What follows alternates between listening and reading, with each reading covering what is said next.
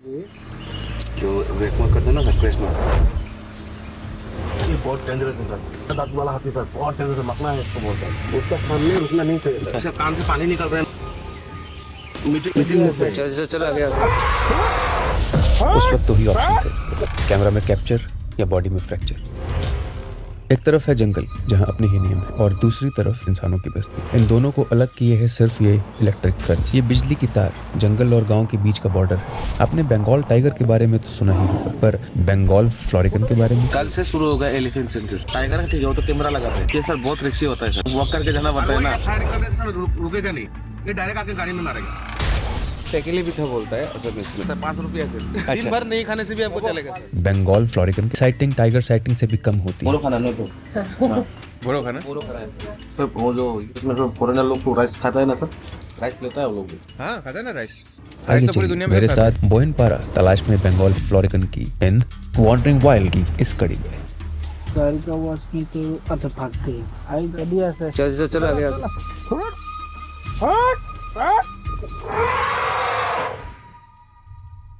Good morning. इस समय हो रहा है सुबह के 5:40। गले में थोड़ी सी खराश लग रही, बट कोई बात नहीं। गला ही है न संदोखश्त जो खरखराए न, और खाएंगे हम हजार चीजें, कोई हमें रुकवाए ना। सुबह की ठंड और ये रास्ता, एक तरफ जंगल और दूसरी तरफ इंसानी बस्ती, और इनके बीच ये इलेक्ट्रिक फेंस, वो समझौता जिसमें दोनों तरफ के जीवों ने एक दूसरे के साथ जीने का तरीका ढूंढ लिया है। आज हम जा रहे हैं बोयनपारा रेंज, बंगाल फ्लोरिकन की एक झलक पाने की उम्मीद लिए। ये एक क्रिटिकली एंडेंजर्ड बर्ड है। दुनिया में इनकी संख्या 1000 से भी कम है और इंडिया में लगभग 200 के आसपास। मानस के बोयनपारा जैसे ग्रासलैंड इनके अस्तित्व की आखिरी उम्मीद है। हालांकि इनकी साइटिंग का होना नामुमकिन के बराबर होता है, पर उम्मीद पे दुनिया कायम है। मैं पहुंच चुका हूं बांसबारी गेट तक। अपूर्वा अपनी राइफल लेने गया है और राजीव पहुंचने वाला है। हम लोग यहाँ से निकलेंगे लोकल मार्केट की तरफ। आज असम का लोकल नाश्ता ठेकेली पीठा करने के लिए। क्या बोलता है असल में, इसमें चाय बनाता जो केतली वाला, उसका जो ढक्कन होता है ना गोल, हॉट वाटर बैठा थे कल से बोलता है ना सर, पानी का मटका जो होता है उसमें पानी भर देता है। अच्छा, पानी जब गर्म हो जाता है ना असम में क्योंकि सूरज बहुत जल्दी निकलता है, यहाँ दिन भी जल्दी शुरू होता है। एक कप चाय लीजिए, दिन भर नहीं खाने से भी आपको चलेगा सर। अच्छा सही है, बहुत बढ़िया। हालांकि हम 6 बजे से पहले निकल चुके हैं।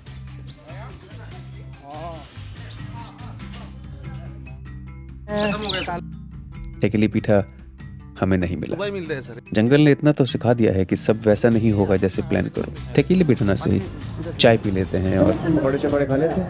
आहा, गर्मा गर्म पकौड़े। मार्केट पीछे छूट गया। जीप अब गांव की मिट्टी के रास्ते पे दौड़कर हमें अपनी मंजिल बोयनपारा रेंज तक ले जा रही है।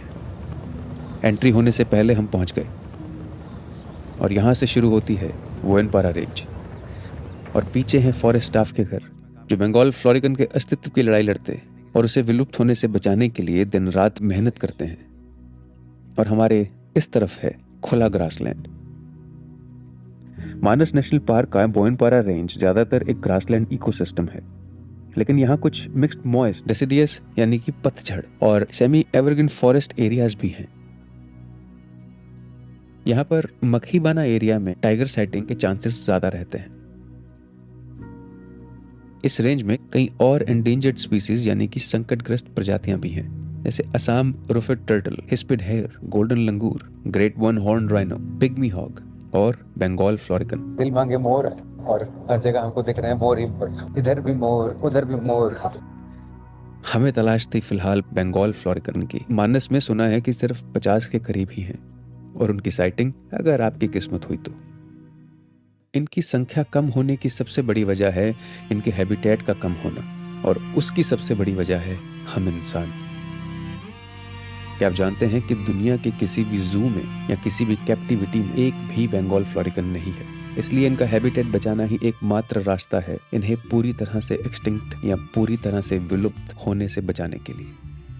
और यही सोचते सोचते हम घूम ही रहे थे कि तभी दिखे हवा में एक नहीं 2 बंगाल फ्लोरिकन्स, मगर उन्होंने उड़ान भरी भी तो दूसरी तरफ।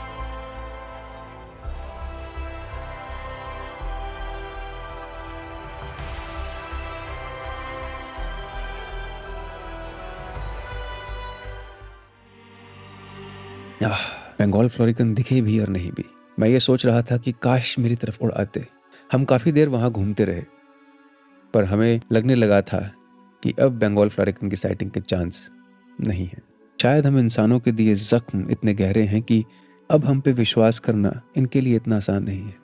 और निदा फाजिल की वो लाइन्स याद आई कि कभी किसी को मुकम्मल जहां नहीं मिलता, कहीं ज़मीन तो कहीं आसमान नहीं मिलता, कि हमने छीन ली है इनसे इनकी ही ज़मीन, हमने छीन ली है इनसे इनकी ही ज़मीन, इन्हें खुद अपने ही घर में घर का निशान नहीं मिलता।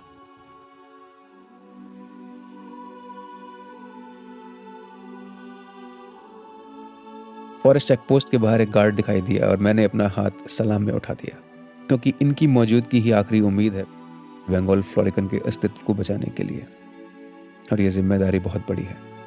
इसी सोच के साथ हमने जंगल के दूसरे हिस्सों की तरफ रुख कर लिया।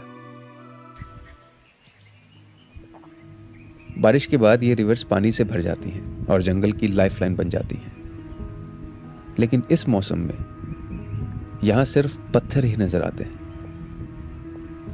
और अगर किसी कोने से जानवर क्रॉस करता दिख जाए तो वही एक्साइटिंग का चांस होता है।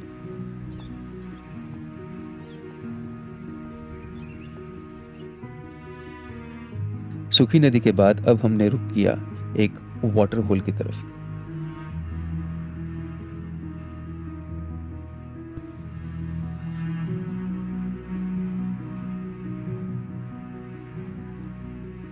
उम्मीद थी कि दिन चढ़ते चढ़ते कोई ना कोई जानवर पानी पीने जरूर आएगा,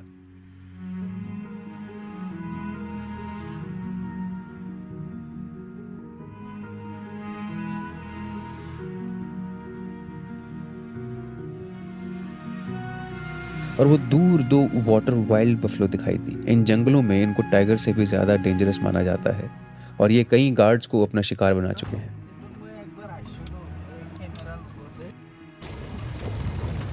यहाँ हमको टाइगर के स्क्रैच मार्क्स दिखे, जो कि फ्रेश नहीं थे, लेकिन प्रूफ था कि यहाँ पर टाइगर की मौजूदगी है।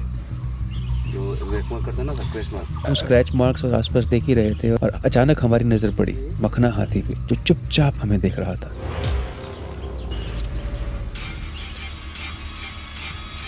ये बहुत डेंजरस है सर। ये हाथी बिना दांत वाला हाथी सर, बहुत डेंजरस है, मखना है इसको बोलते हैं। Kilo kagak asli mungkin. आ रहा इधर ही आ रहा, इधर ही आ रहा। Ekor bos.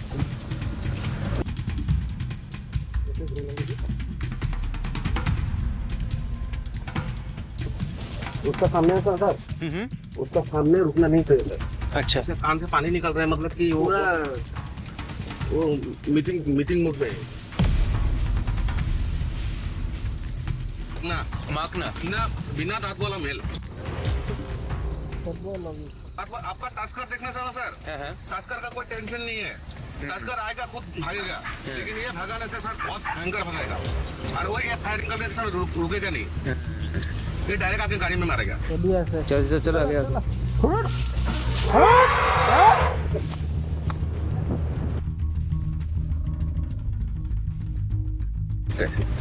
तो ज्यादा खतरनाक होता है, बहुत भयंकर होता है। ये इसको दांत में पकड़ के दांत खींच के निकल देगा। जो अभी देखा वो सिर्फ एक हाथी का चार्ज नहीं था, वो एक टकराव था, इंस्टिंक्ट का, प्राइड का। बड़ा साइज में था ना, गाड़ी से हवा में उड़ा देता है ये। बिल्कुल बिल्कुल बिल्कुल। एक तरफ था मखना अकेला, रेडी टू क्लेम, और दूसरी तरफ हम बीच में, बेवजह, बे इनविटेशन। उस वक्त वहां पे सबसे कमजोर कड़ी हम थे, और जंगल का नियम ही है सर्वाइवल ऑफ द फिटेस्ट। यहाँ पे अगर दोपहर के आएंगे ना सर, हाथी पूरा इधर नहाएगा। अच्छा, पूरा एकदम पूरा भर्ती हो जाएगा ये गड्ढा, क्योंकि सर इस एरिया में पानी है ही नहीं, सिर्फ यहीं पे पानी है। आप देखिए ना कि जितना भी गड्ढा गुड्ढा है, सही बात, जितना भी नदी है सब सूखा है, तो दोपहर का सारा एनिमल्स आके इधर जमा होगा। तो बाघ भी आता होगा यहाँ पे? हाँ सर, आप वीडियो लिया था उसका? हाँ, थोड़ा बहुत जितना आया उतना लिया। सिर्फ आवाज आएगा तो सिर्फ आवाज आएगा सर? नहीं, हल्का सा उसका वीडियो आया है, बिठाया पर ज्यादा नहीं आया, क्योंकि हम लोग घुसे और निकल गए ना, वहाँ पे रुके नहीं। और वो वहाँ पे रुकने रिक्स था सर। हाँ, नहीं, बिल्कुल ठीक बात। देखो नेचर के साथ ज्यादा कुछ खेल छाल नहीं करना चाहिए। कुदरत कुदरत है, जितना आपको वो परमिशन दे उतनी परमिशन बहुत है। ये सिर्फ पावर का डिस्प्ले नहीं था, ये एक रिमाइंडर था कि जंगल में जिंदा रहने की जंग हमेशा चलती रहती है।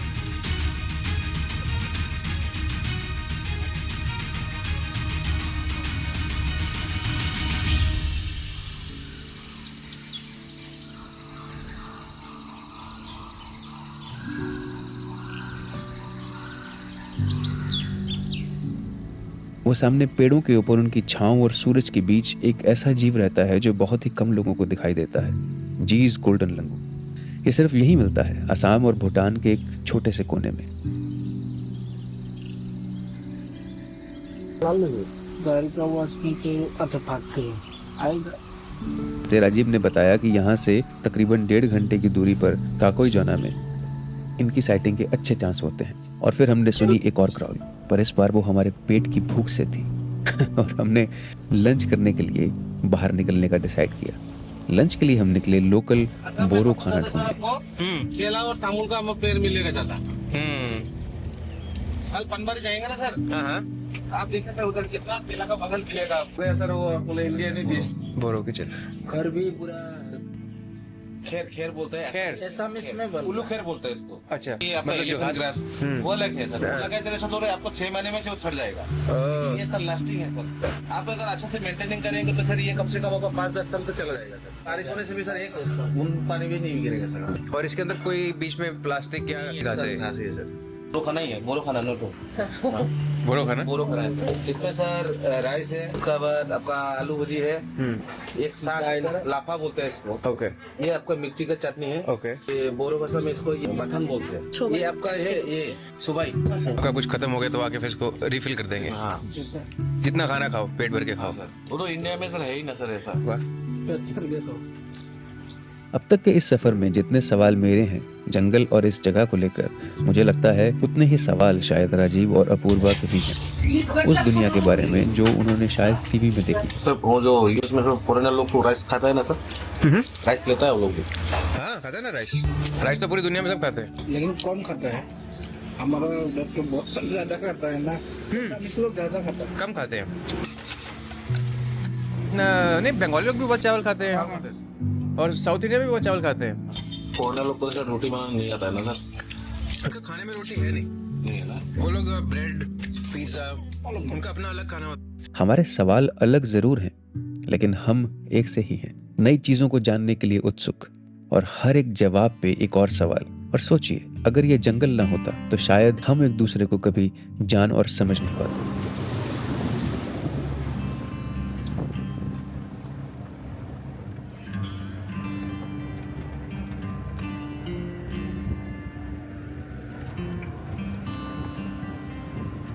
कल से शुरू होगा एलिफेंट सेंसस। ओके, तो उसके लिए क्या कैमरास लगाते हैं? कैमरा से काउंटिंग करेगा खुद जाके। स्टाफ जितना भी फॉरेस्ट का स्टाफ है ना सब जाना पड़ेगा, अलग अलग जगह पे जाना पड़ेगा वर्क करके। ओह, जाएगा पैदल में जाएगा, सब कुछ में, गाड़ी में होगा, साइकिल में। तो पता कैसे चलता है कि अगर सेम हाथी कहीं और चला गया एरिया दे देता ना, इसका एरिया ये है, इसका एरिया ये है, मतलब 2 जन करके दे देगा अलग अलग एरिया में, और एक ही टाइम पे जाएंगे सब एक ही टाइम में जाएंगे। तो हाथी भी इधर से उधर कहाँ पहुँच जाएगा? वही तो सर, ऐसे काउंटिंग करते हैं। जंगल में कल से साइटिंग डिस्टर्ब होने वाली, क्योंकि सर्वे में जंगल में ह्यूमन एक्टिविटी बढ़ जाती है और जानवर और अंदर की तरफ मूव कर जाते हैं।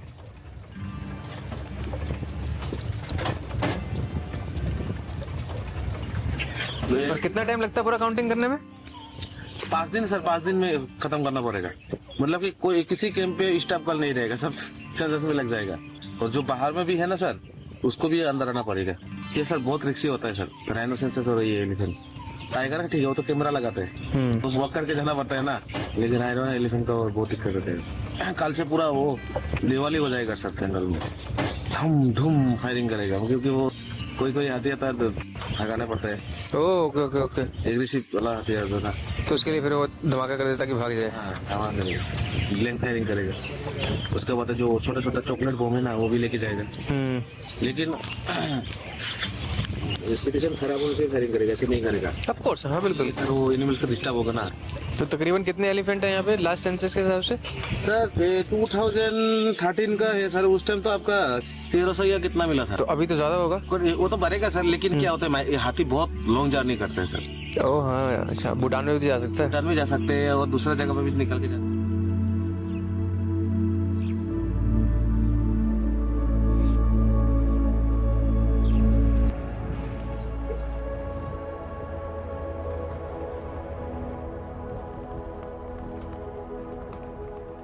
आसाम इंडिया में दूसरे नंबर पे आता है एलिफेंट पॉपुलेशन के लिए, और इसीलिए एलिफेंट साइटिंग यहाँ आराम से हो जाती है।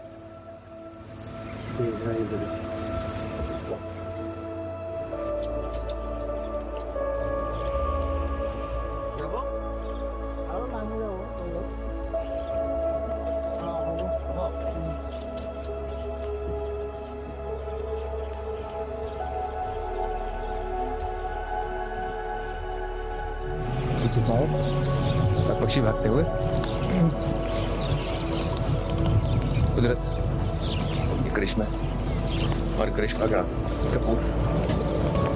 अब शाम होने लगी, यहाँ दिन जल्दी निकलता है तो अंधेरा भी जल्दी होता है।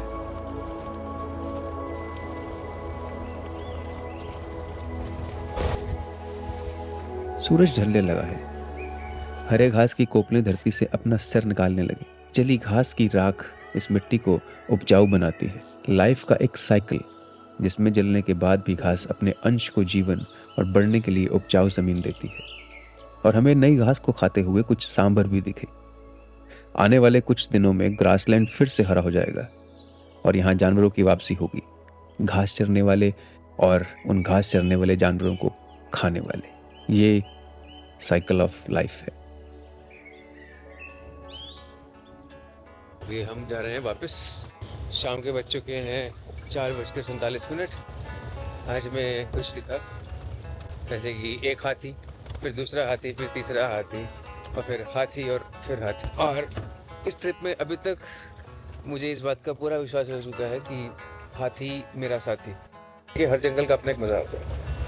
हम जिस टाइम पे अभी यहाँ पे आए हैं, वहाँ पे इन्होंने फायर लगाई, तो हो सकता है कि उसकी वजह से जानवर जो है वो जंगल के अंदर चले गए। जब यहाँ पर नए घास उगेगी तब वो सब वापस आ जाएंगे लौट के, लेकिन बस तब हम ना होंगे। हरे घास चरने वाले और घास खाने वाले तो कम ना होंगे, पर इस महफिल में फिर हम ना होंगे। आज भी भानस ने कल की तरह निराश नहीं किया।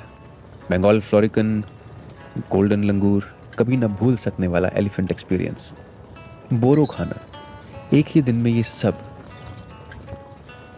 और एक लाइन है पंजाबी गायक की कि और 10 तो फिर की पाल दी, कि इससे ज़्यादा तुम्हें और क्या चाहिए।